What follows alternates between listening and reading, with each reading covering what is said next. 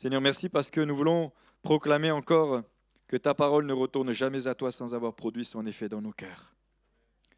Seigneur, nous libérons la vie de l'Esprit au milieu de nous.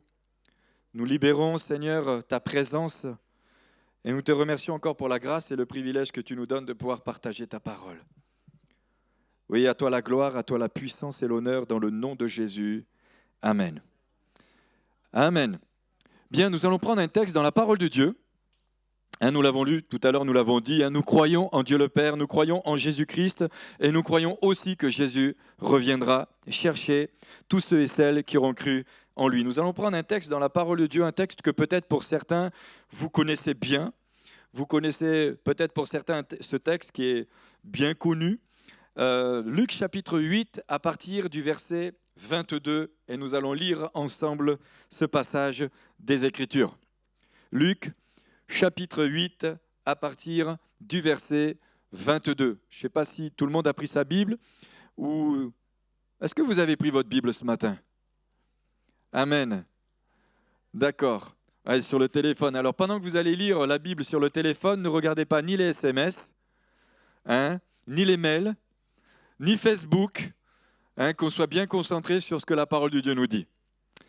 Un jour, Jésus monta dans une barque avec ses disciples. Il leur dit, passons sur l'autre rive du lac. Et ils partirent. Pendant qu'ils naviguaient, Jésus s'endormit. Une bourrasque fondit sur le lac. La barque se remplissait d'eau et il était en danger. Et ils étaient en danger. Ils s'approchèrent et le réveillèrent en disant, Maître, Maître, nous périssons. Il se réveilla, menaça le vent et les flots qui s'apaisèrent et le calme se fit. Puis il leur dit, où est votre foi? J'imagine la scène. Où est votre foi? Saisis de crainte et d'admiration, ils se dirent les uns aux autres, quel est donc celui-ci, car il commande même au vent, il commande même au vent et à l'eau, et ils lui obéissent. Il commande au vent, il commande à l'eau, il commande à la nature de se taire, et ils lui obéissent. Ce texte de la parole de Dieu, on le retrouve dans les autres évangiles. D'abord, peut-être le titre de mon message ce matin, c'est « Panique à bord ». Panique à bord. Qui n'a jamais vécu des paniques? Qui n'a jamais vécu d'angoisse, de peur, de crainte, de trouble?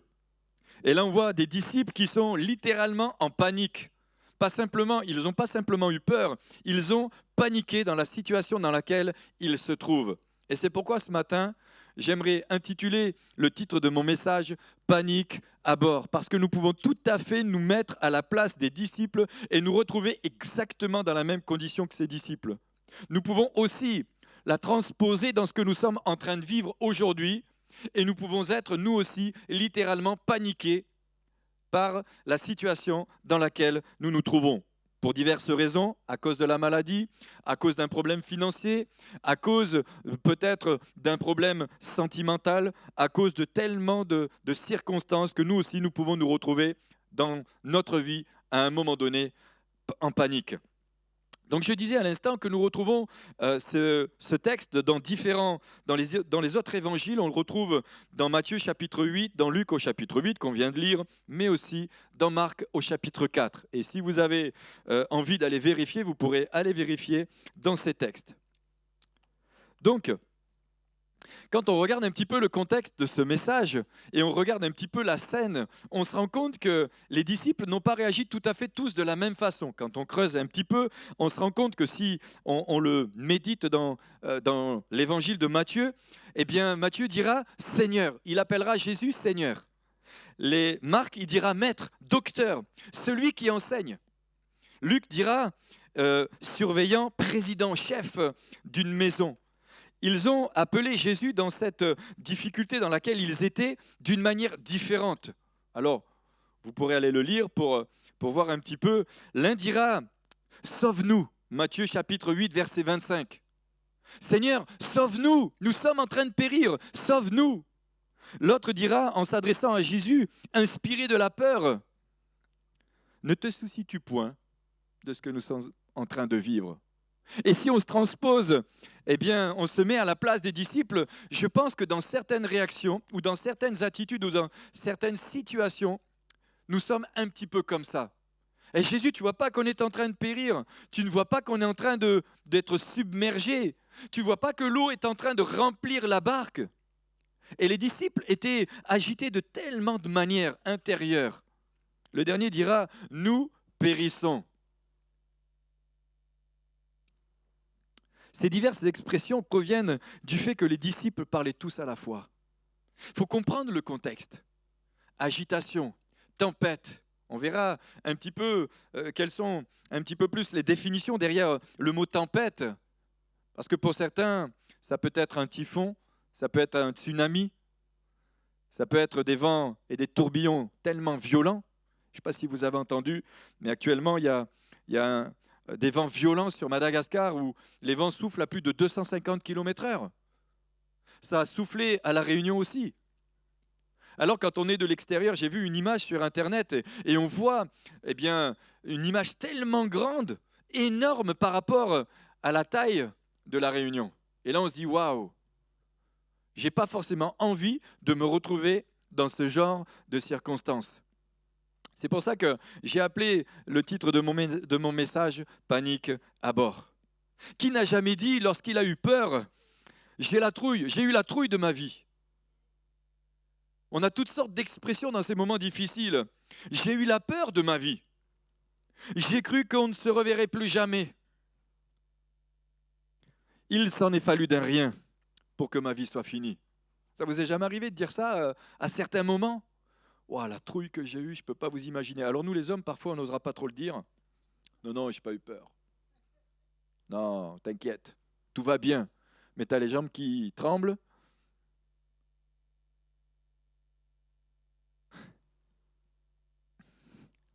Encore un peu, j'y passais. Vous connaissez cette expression aussi? Alors je suis allé un petit peu voir les différentes expressions qu'il y a en ce qui concerne la peur. C'est un petit peu pour se remémorer le contexte des disciples. Alors j'en ai dit quelques-unes déjà, mais avoir peur. Avoir peur, la première expression, c'est avoir peur, c'est le sentiment de peur, d'effroi. C'est d'effroi que l'on ressent quand on voit quelqu'un ou quelque chose qui nous effraie. Dans cette tempête, ils se sont retrouvés dans des circonstances qui les ont effrayés. Alors que ces disciples connaissaient parfaitement le lac de Galilée. Ils le connaissaient. Ce sont des pêcheurs, des hommes qui avaient l'habitude d'aller pêcher sur ce lac. Mais il faut savoir aussi que ce lac avait l'habitude d'avoir ce genre de tempête.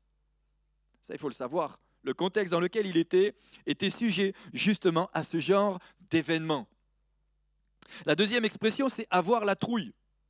Hein, avoir la trouille, c'est une expression familière qui signifie avoir peur, tout simplement. Par exemple, j'ai la trouille en voiture, cela signifie que j'ai peur en voiture. Moi, je me souviens, à une certaine époque, je faisais une colo, j'étais animateur de colonie de vacances, et puis il y avait un des animateurs qui me dit, viens, on va faire un tour de moto. Il avait une super bécane, je peux vous garantir que ce jour-là, j'ai eu la trouille de ma vie. Parce que ce n'est pas moi qui conduisais en plus, et je ne vous dis pas les virages. Les virages qu'il prenait avec ça, 750, je ne sais pas quoi, je me suis dit, je ne vais plus jamais rentrer, on ne va plus jamais me revoir. Et comme le dit cette expression, j'ai eu les jetons. Vous connaissez, hein, j'ai eu les jetons. Mais c'est jeton, d'accord? On prononce avec le CH. Ouais, j'ai eu les jetons, quoi. Alors, il y a d'autres aussi expressions, hein, comme j'ai flippé. Ça, c'est les jeunes, ils disent plus ça. Nous, à notre époque, on ne disait pas j'ai flippé. D'ailleurs, à mon époque, quand j'ai pris la moto, jamais je connaissais cette expression. J'ai flippé. Non, ça, c'est les jeunes qui disent ça. Oh, j'ai flippé. Tu ne peux pas t'imaginer comme j'ai flippé. J'imagine les disciples sortir de la barque, dire oh les gars, on a flippé. Oh, c'était incroyable. Oh, il fallait voir les vents. Ça soufflait de tous les côtés. Et Jésus, lui, dort. Tranquille, il est pépère, il dort. Nous, on flippe et lui, il dort. Il y a comme une espèce de malaise. Il y a quelque chose qui ne joue pas, il y a quelque chose qui ne va pas. Et cette expression, eh bien, elle exprime un sentiment d'angoisse face à une situation. C'est un sentiment d'angoisse. Je suis dans l'angoisse. Il y a quelque chose qui me... Vous connaissez les angoisses quand ça vous prend à la gorge? Ça vous serre. Tu te dis, ouh là là, je sens que Hein? Là, ça ne va pas passer là. Un sentiment d'angoisse. Et puis, j'en ai vu d'autres aussi, des peurs. Vous connaissez cette expression aussi, une peur bleue? On a une peur bleue. Je ne sais pas si vous connaissez l'origine de cette peur, hein, c'est la quatrième. C'est avoir une peur bleue, c'est ressentir un sentiment de peur très intense. C'est tellement intense qu'un des faits de cette peur, c'est qu'on en perd notre respiration. Je ne sais pas si vous... Moi, j'ai des enfants, hein. Enfin, j'en ai 4. Maintenant, elles sont grandes, mais des fois, ça arrivait que quand elles se faisaient mal, d'un coup, elles se mettaient à pleurer. Je ne sais pas si vous avez connu ça, vous les parents, hein. Mais ça se mettait tellement à pleurer que tu as l'impression que ça respirait plus. Ça criait, ça criait. Tu te dis, mais respire, respire. Puis d'un coup, ouf, ça respire. Ah, vous avez connu ça aussi? Une peur bleue, une peur qui nous coupe le souffle. Ils étaient tellement dans cette pression, dans cette agitation, qu'à un moment donné, même leur souffle a été coupé. Et quand tu as ton souffle qui te coupe, eh ben, tu deviens tout bleu. D'où l'expression avoir une peur bleue. C'est le fait d'arrêter sa respiration. C'est une chute d'oxygène dans l'organisme. Cette expression, hein, vous connaissez peut-être ça, hein, c'est un petit exemple. Hein. J'ai une peur bleue en voyant cette énorme araignée. J'ai une peur bleue. Je connais un serviteur de Dieu, je ne vais pas citer son nom puisque c'est un ami, mais il racontait cette histoire. C'est qu'un jour, il était, peut-être certains vont le reconnaître, hein, pour ne pas le citer, c'était Samuel Peter Schmidt. Il raconte ce petit témoignage qu'un jour, il était en voyage. C'est en Guyane. Et puis, un jour, c'est lui qui le raconte, donc je me permets. Hein. Donc, et puis, il est allé aux toilettes et il s'est retrouvé face à face à une mygale. Vous pouvez imaginer, non, n'imaginez pas, ni la scène, ni rien, mais vous pouvez quand même concevoir qu'effectivement, pour avoir vécu en Afrique, quand tu te retrouves nez à nez avec une mygale, oui, tu peux quand même considérer que la peur, elle est vraiment bleue. Parce que là, pour la respiration, il va falloir passer la porte, passer la mygale, et suivant où elle est, ça va être quand même intense ce moment-là. Donc les disciples ont eu une telle, j'allais dire, trouille, frousse, peur, que leur souffle en a été coupé. Vous connaissez aussi cette expression trembler de peur. C'est vrai qu'il y a des moments où tu as comme les jambes qui... Et puis des fois, tu te dis, mais c'est insignifiant. Moi, des fois, à la maison, des fois, j'aime bien... enfin, vous ne le dites pas, les filles, mais je fais, ouh, non, ça... Allez, tous les papas font ça, arrêtez, c'est clair. Et on fait tout ça. Mais d'un coup, ça, tu trembles comme une feuille. Donc, hein, c'est cette expression, trembler comme une feuille. Trembler comme une feuille, c'est faire référence, c'est en effet quand on ressent un fort sentiment de peur. Notre corps est parcouru d'un léger tremblement. Et c'est vrai que d'un coup, non mais, il faut faire attention parce qu'il peut y avoir des coups qui partent. Hein. Et puis, il y a encore cette expression, être blanc comme un linge. Hein, vous connaissez aussi? Moi, je pense que les disciples, en sortant de la barque, ils devaient être blancs comme des linges. Ils étaient tout blancs, trempés. Et puis, alors prendre encore une fois un effet de la peur qui est d'avoir le visage qui blanchit, qui devient très pâle quand on a peur, quelque chose, quand on est choqué par quelque chose. Être choqué. Je ne sais pas si vous avez déjà vu un accident. Il y a quelque chose qui vous choque. Mais ils ont eu ce genre de peur. Ils ont été choqués. Ils se sont retrouvés dans une situation où la peur de perdre la vie leur a traversé l'esprit. Nous, on lit ça parfois très rapidement. On se dit, ah, allez, les disciples, Jésus dort, ça brasse, et puis c'est fini. Non. Ça, c'est le genre de situation que j'aimerais pas vivre. Et puis, il y a cette expression aussi, avoir la chair de poule. Cette peur qui nous amène la chair de poule. Alors, moi, je connais aussi l'expression, c'est la chair de poule, ça correspond aussi quand on a froid. Puis quelqu'un il dit, moi j'ai la chair de poule. Il fait un froid de canard. Non, c'était pour vous détendre. Mais c'est aussi utilisé pour parler de la peur. J'ai tellement eu peur. Parce que la peur correspond à quelque chose de froid. On dirait même parfois que c'est influencé par quelque chose de ténébreux. J'ai peur, c'est froid. Donc c'est s'utilise pour dire que l'on a froid et que l'on a peur. Et puis, il y a cette expression encore, être froussard, être froussarde.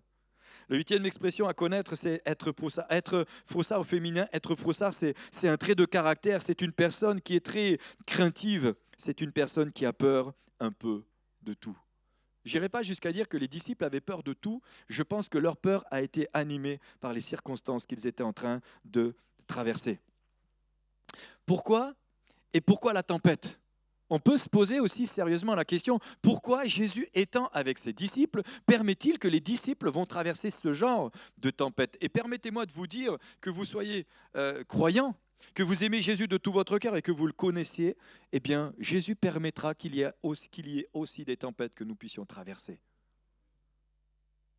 Parce que si nous regardons le contexte que nous avons lu tout à l'heure, Jésus dira une parole prophétique, et c'est ce qu'on aborde en ce moment le mardi soir au travers de Josué. Allons de l'autre bord. Allons de l'autre bord. Et c'est une parole prophétique pour les disciples. Allons de l'autre côté. Et si Jésus a dit allons de l'autre côté, ça veut dire que nous irons de l'autre côté. Ça veut dire que nous arriverons de l'autre côté, sains et saufs. On verra ça un petit peu plus tard. Pourquoi? Si Dieu existe, pourquoi des tempêtes? Si Dieu existe, pourquoi des galères? Si Dieu existe, pourquoi m'arrive-t-il toutes sortes de situations? Si Dieu existe, pourquoi j'ai des problèmes financiers? Si Dieu existe, et si vraiment il m'aime, parce que des fois on rajoute aussi un petit peu des choses, pourquoi tant de galères? Pourquoi je suis dans cette épreuve? Pourquoi la maladie? Et pourquoi moi la maladie et pourquoi pas d'autres? J'aime ce texte dans les Ecclésiastes qui dit « Il y a des justes qui ont un salaire de méchants et il y a des méchants qui ont un salaire de justes. » C'est une réalité. Il y a des justes qui ont un salaire de méchants et il y a des méchants qui ont des salaires de justes. Pourquoi? Je n'ai pas de réponse. Je n'ai pas d'explication. Je ne sais pas pourquoi Dieu permet. Mais je sais une chose, c'est que parfois Dieu va permettre des tempêtes dans nos vies qui vont nous transformer. Ce genre de tempête que nous allons traverser, nous ne permettront pas d'être plus jamais les mêmes. On verra ça tout à l'heure. Pourquoi? J'ai connu tellement de tempêtes dans ma vie. Qui n'a jamais dit ça? Qui n'a jamais dit on dirait que c'est toujours sur moi que ça tombe? Une galère arrive, paf, ça tombe sur moi. Des fois, c'est incroyable. Et en plus, des fois, on les enchaîne. Hein? Elles sont successives. Et c'est une, et c'est l'autre. J'écoutais encore récemment, quelqu'un disait, mais je ne comprends pas, autour de moi, ça fait que mourir. Il y a des situations et des circonstances, nous sommes comme les disciples, dans l'effroi, dans le doute, dans la peur, dans la crainte. Et on remet en question, on se dit, mais si Jésus est réellement avec moi, comment se fait-il que je vive cette situation? Et pourtant, la Bible nous dit que les disciples étaient dans la barque, ils étaient agités, mais Jésus dormait. Jésus dormait. Et tous, ensemble, à leur manière, on dit, nous périssons. Pourquoi tu n'interviens pas? Et pourquoi tu ne le fais pas? Qui dit que Jésus n'était pas en train d'intervenir? Tout le monde traverse des tempêtes. Nous avons tous des tempêtes à traverser dans nos vies. Certaines sont plus ou moins importantes que d'autres. Alors, dans ce genre de tempête, je pose juste la question comme ça et je vise personne. Je parle aussi pour moi. Est-ce que nous allons nous plaindre? Est-ce que nous allons nous plaindre? Parfois, ça nous fait du bien de nous plaindre, mais au Seigneur. La Bible dit quand même aussi, dans les psaumes, « Épanchez vos cœurs en ma présence ». C'est Dieu qui parle. Épanchez vos cœurs en ma présence. On a le droit d'apporter à Dieu ce que nous sommes en train de vivre. Et je vous invite à apporter à Dieu ce que vous vivez. Peut-être les injustices que vous vivez. Peut-être la maladie que vous vivez. Peut-être les accusations que vous vivez. On a le droit de lui dire. Certaines de nos tempêtes nous laissent un goût amer, de déception, d'immense souffrance. Parfois même, ça nous laisse dans la culpabilité et dans une grande solitude. Est-ce que vous savez que pour que les chênes, l'arbre, le chêne puisse se développer, vous savez comment il est planté en règle générale? Il est planté dans un endroit où il y a les vents très très forts. Très fort, ça souffle de tous les côtés. Un chêne, lorsque Dieu, savez-vous que, lorsque Dieu désire qu'un chêne soit planté, il le plante dans un endroit où les vents sont violents et s'abattent sur lui, des pluies torrentielles s'abattront sur lui. Il faut le savoir. Il n'est pas planté n'importe où, dans n'importe quel endroit. Par contre, au travers de ce qu'il va vivre, son écorce et son bois sera très dur, très ferme.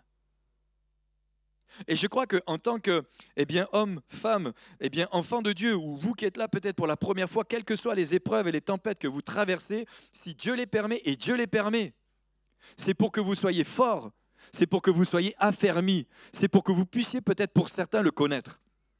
Tout simplement. Quelqu'un dira que lorsque le matelot est dans la tempête, c'est le moment de rentrer au port. Et il y a parfois des circonstances dans nos vies que Dieu va permettre pour que nous puissions revenir à lui.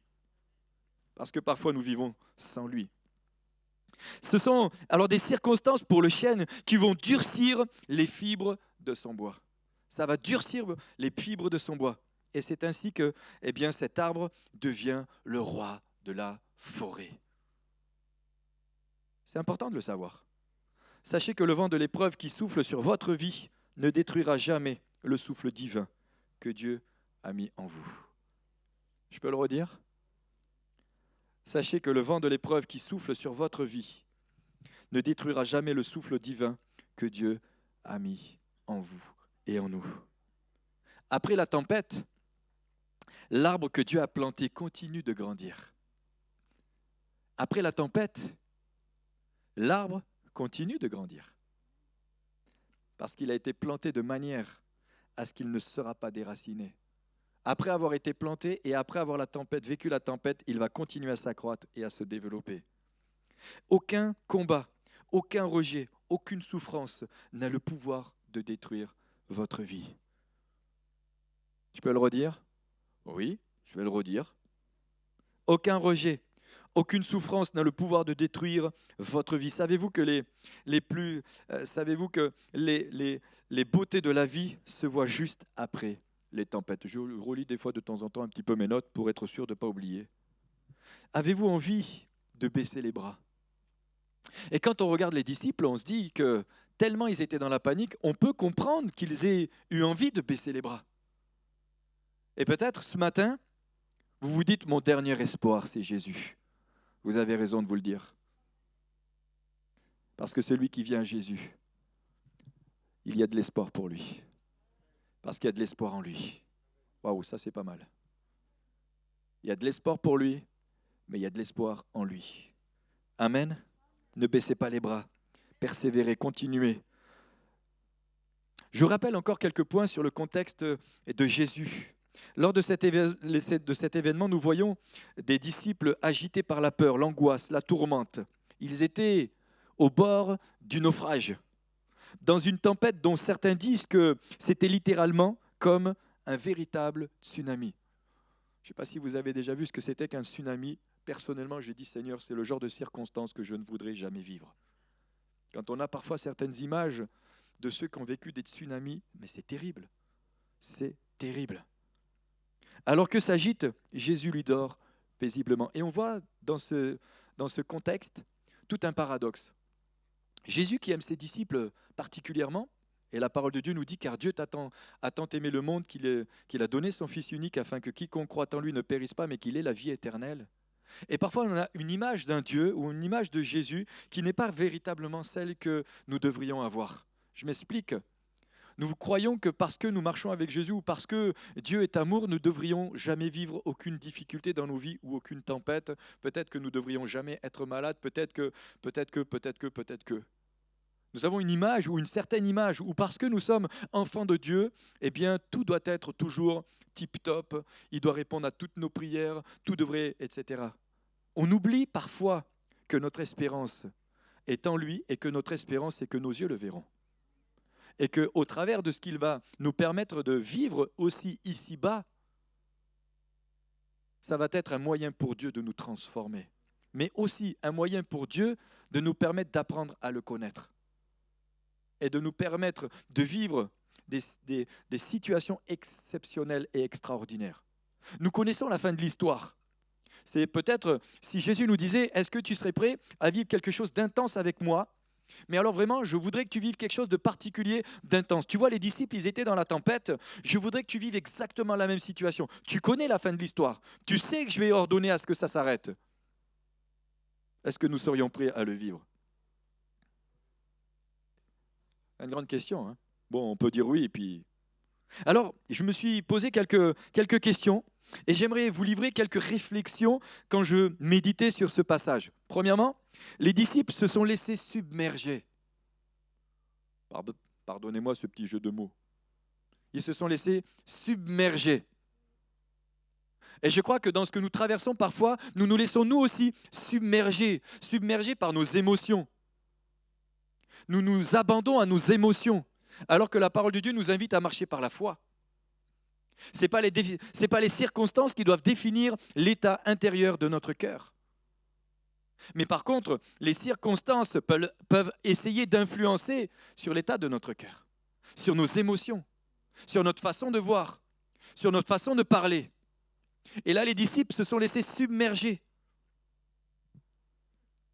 La deuxième chose, les disciples ont cessé de regarder à Jésus. Ils ont arrêté de regarder à Jésus. Ils se sont détournés de Jésus pour regarder les événements, pour regarder les circonstances, pour regarder les événements dans lesquels ils étaient. Troisièmement, il n'était pas toujours facile, et il n'est pas toujours facile de traverser ce genre d'événements paisiblement. Mais la parole de Dieu nous dit quand même que c'est dans le calme et la confiance que sera votre force. C'est dans le calme et la confiance que sera votre force, notre force. Suivant la dimension de la tempête, parfois et même souvent, les yeux se détournent de Jésus pour se focaliser sur les événements que nous sommes en train de traverser. Et ce matin, je vous invite à détourner vos yeux de ce que vous êtes en train de vivre pour tourner vos regards vers celui qui est Jésus, le médiateur, le conciliateur, celui qui s'est offert en sacrifice pour que nous ayons les uns et les autres la vie éternelle. Et peut-être ce matin, si vous ne connaissez pas Jésus, et vous vous posez toutes sortes de questions sur qui est Jésus, je vous invite à faire cette prière tout simple dans votre cœur et dire: Jésus, je ne te connais pas, mais je t'invite à ce que tu te révèles à moi. Et nous voyons au travers des événements que ces disciples ont traversés, on voit, quand je dis traverser d'un bord à l'autre, eh bien on voit qu'ils avaient une certaine connaissance de Jésus. Mais quand ils sont passés de l'autre côté, ils avaient une autre connaissance de Jésus. La connaissance de Jésus avait changé. C'était plus la même. La peur est une émotion qui demande à être maîtrisée. Il y a des bonnes peurs et des mauvaises peurs. Il y a des peurs qui nous avertissent du danger, mais il y a des peurs que nous devons maîtriser. Et il y a parfois même, je dirais qu'il y a des peurs, ce sont des peurs démoniaques, ce sont des esprits de peur qui essayent de prendre des positions, qui essayent de prendre, j'allais dire, d'influencer ou de même de prendre la place dans nos propres vies. Les mauvaises peurs nous font perdre le fil. Et à ce moment-là, les disciples dans la tempête ont perdu le fil de ce qu'avait dit Jésus. Allons de l'autre bord, allons de l'autre côté. Il leur a pas dit: c'est fini pour vous, c'est votre dernière heure. Alors qu'est-ce que la panique ?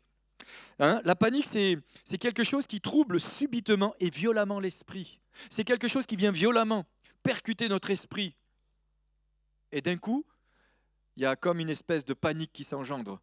Il y a parfois des paniques, je ne sais pas si vous avez suivi un petit peu la CAN, pour ceux qui suivent un petit peu le sport, mais il y a eu une panique, je ne sais plus quel match, et il y a eu plusieurs personnes qui ont commencé à paniquer, et certains se sont fait écraser, et puis certains sont morts. La panique. La panique nous fait faire des choses, elle nous fait faire des choses qu'elle ne devrait pas nous faire faire.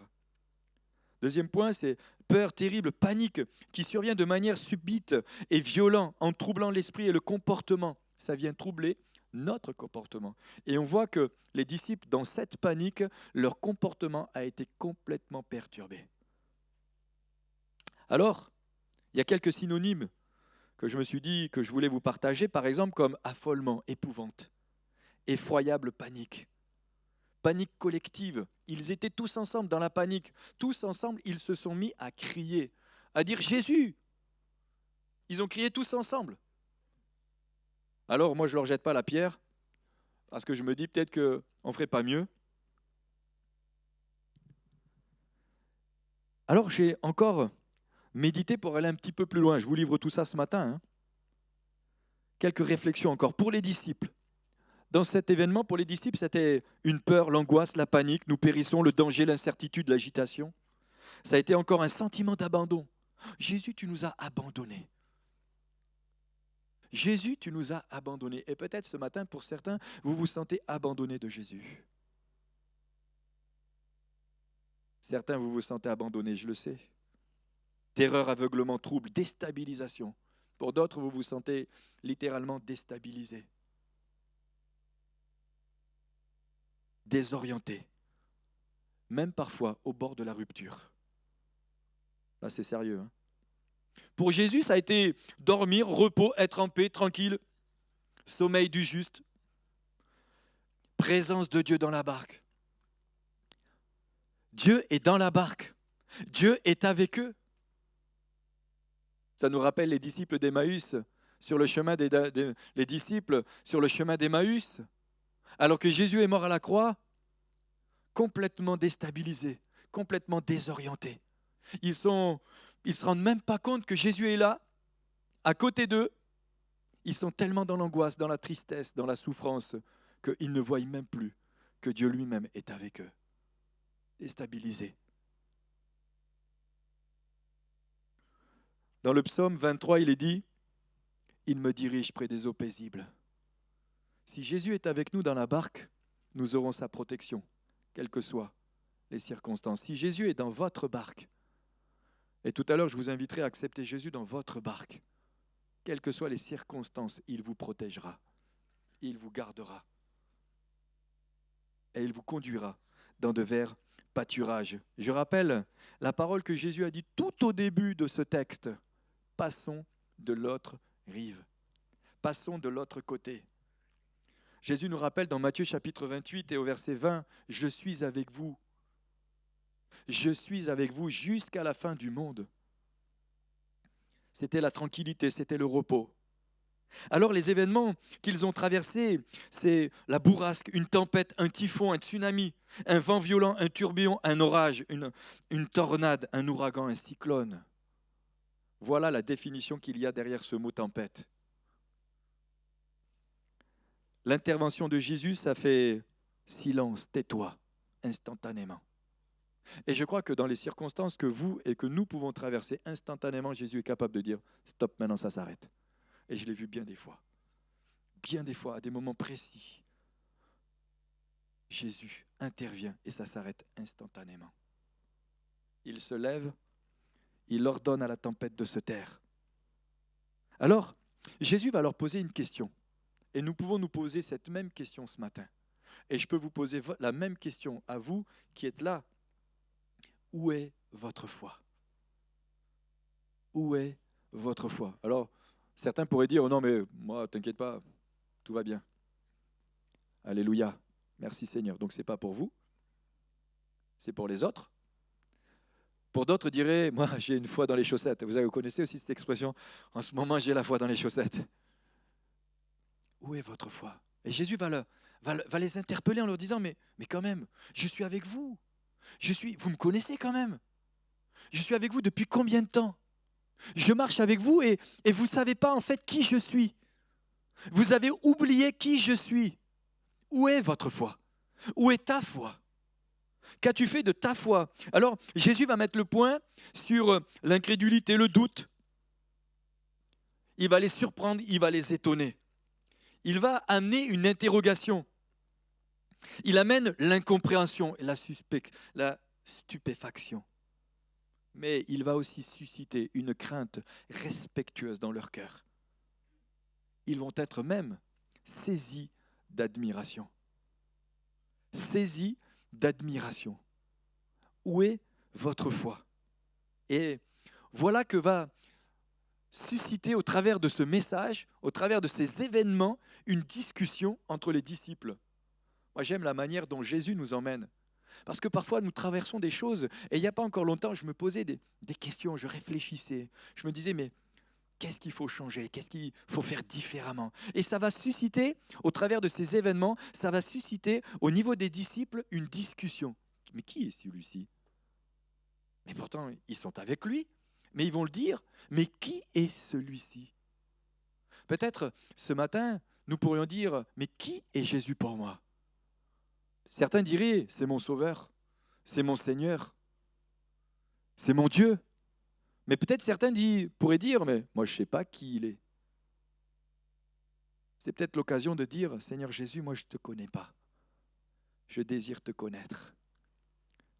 Je me souviens, il y a quelques années en arrière, et ça commence à faire, et les années passent.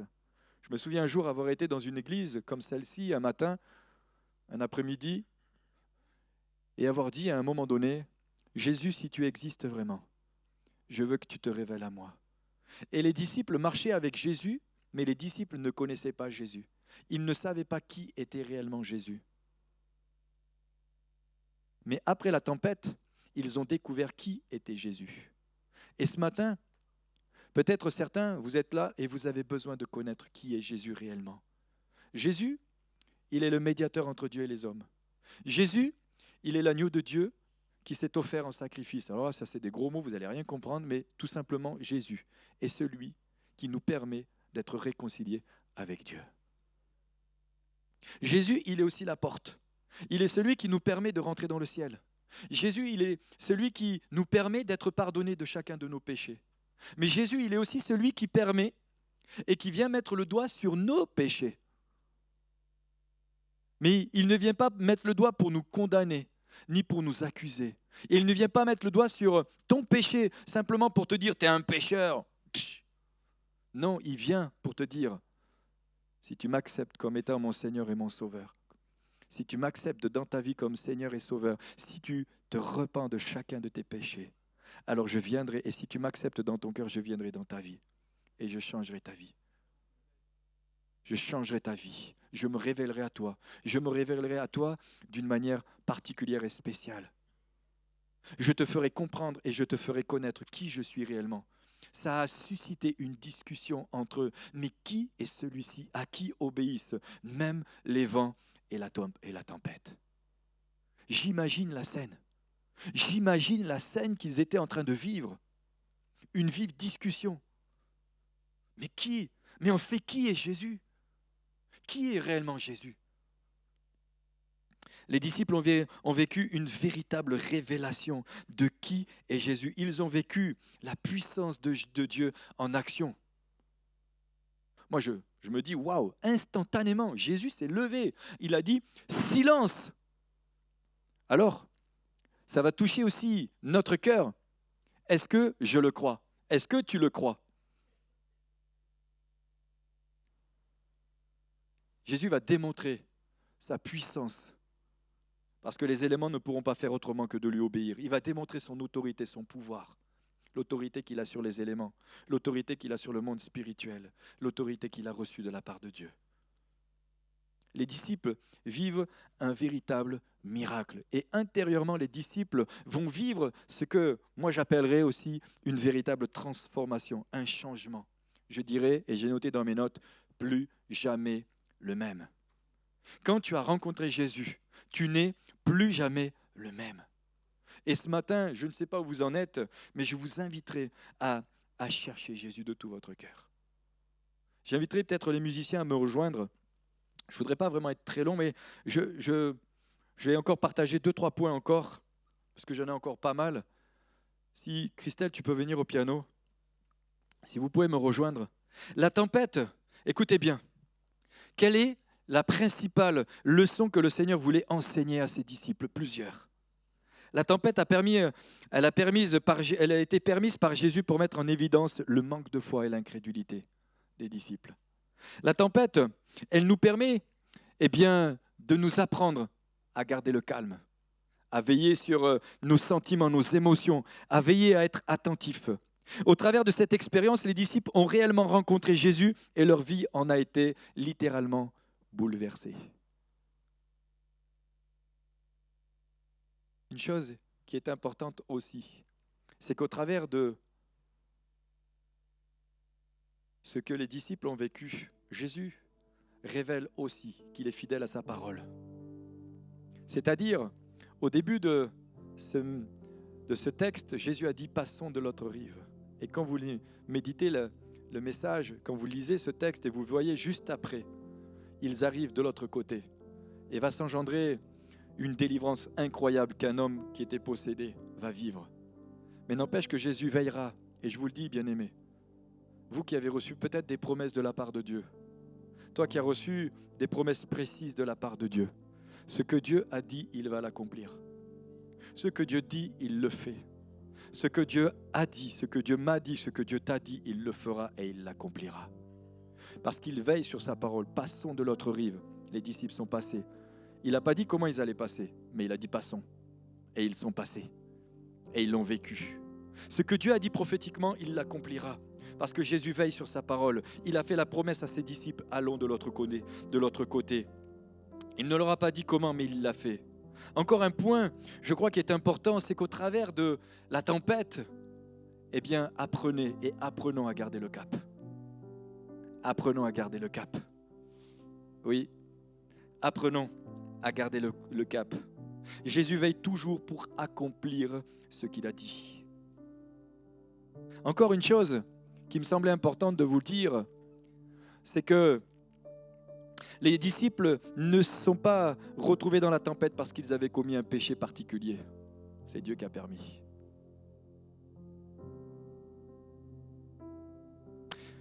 Il y a aussi un point, c'est que ce ne sont pas les tempêtes de nos vies qui doivent dicter notre état d'âme. Je vais le dire. Je crois profondément que les tempêtes que Dieu permet, sont une force. Elles sont une force pour vous, elles sont une force pour moi. Les tempêtes ne sont pas là pour nous détruire, les tempêtes sont là pour nous rendre plus forts. Le chêne, ses fibres sont beaucoup plus fortes après avoir vécu des tempêtes. Un des réflexes qu'ont eu les disciples, et c'est vrai qu'on peut les pointer du doigt et on a l'impression que, mais n'empêche qu'ils ont eu un réflexe, c'est de se tourner vers Jésus. La première des choses qu'ils ont faites, c'est pas d'aller sur les réseaux sociaux pour épancher à tout le monde entier ce qu'ils étaient en train de vivre. Ils ne sont pas allés crier sur tous les toits. La première des choses qu'ils ont faites, alors vous allez me dire, oui, mais il n'y avait pas de réseaux sociaux. C'est vrai, j'ai rien contre les réseaux, parce qu'ils vont dire, ça y est, qu'est-ce qu'il a ? Non, tout va bien. Je dis simplement que la première des choses qu'ils ont faites, c'est qu'ils ont crié à Jésus. Ils se sont tournés vers Jésus. Et ce matin, ce que vous êtes en train de vivre, ou quel que soit ce que vous êtes en train de vivre, je vous invite à vous tourner vers Jésus. Je vous invite à venir à lui. Je vous invite à crier à lui. Bartimée a dit, aie pitié de moi. Fils de David, aie pitié de moi. Ce matin, je vous invite à venir à Jésus. Je vous inviterai peut-être à vous lever. Simplement, est-ce qu'on peut se lever encore un instant ? Je vais conclure ce message. Viens à Jésus. Si vous traversez une tempête aujourd'hui, je vous invite à venir. La tempête n'est pas forcément un signe de désobéissance. Tu peux être dans la volonté de Dieu et vivre de véritables tempêtes. Je l'ai dit, je le redis. Ce matin, j'aimerais peut-être faire un premier appel.